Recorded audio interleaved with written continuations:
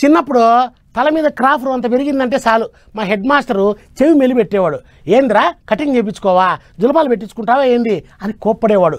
నీట్గా ఉండాలా, క్రమశిక్షణ ముఖ్యం అనేవాడు. అప్పుడప్పుడు నున్నగా గుండు గీసి పారేస్తానని ఊరికే బెదిరించే వాళ్ళు కూడా. ఇప్పుడు నాకు ఆల్రెడీ గుండె అనుకో.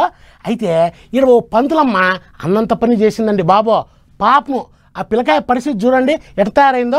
అయ్యయ్యో ఎంత పని చేసింది పంతులమ్మ.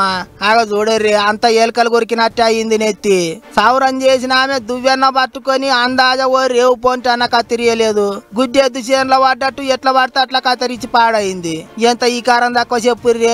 ఇక అసలు ముచ్చట్లకు పోతే ఇది ఖమ్మం జిల్లా కల్లూరు మండలంలో ఉన్న పేరువాంచ అనే ఊర్లో ఉన్న జిల్లా పరిషత్ ఉన్నత పాఠశాల. ఇక మరి ఏమైందో ఎట్లా అయిందో బడికొచ్చే పొలగాన్లు కొంతమంది సౌరం చేయించుకుంటలేరాట. గెట్ల మీద గడ్డి పెరిగినట్టు నెత్తి మీద బూరు గట్టిగానే పెరిగిందట. సరేగా ఎట్లా ఉండని గాని పొలగాళ్ళను పిలిచి గిట్ట రావద్దురా బడికి సౌరం చేయించుకోండి అని గట్టిగా చెప్పాలి. అయినా అయినకపోతే అయ్య వాళ్ళను పిలిచి చెప్పాలి.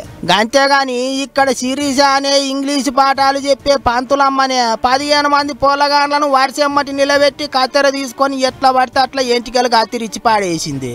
ఇంటికి పోయిన పొలగాళ్ళ నెత్తులు చూసి గిదేంద్రా పేను కొరికిందా ఏందని అడిగితే పంతులమ్మ చేసిన ఉద్దరకం బయటకు వచ్చిందట.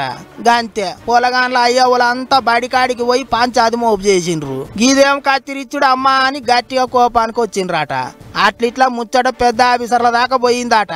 ఊరోళ్ళు వినేటట్టు లేరని గా ఇంగ్లీషు పంతులమ్మను సస్పెండ్ చేసి అట్టిట్ట ఇంటికి తోలు ఇచ్చిండ్రట.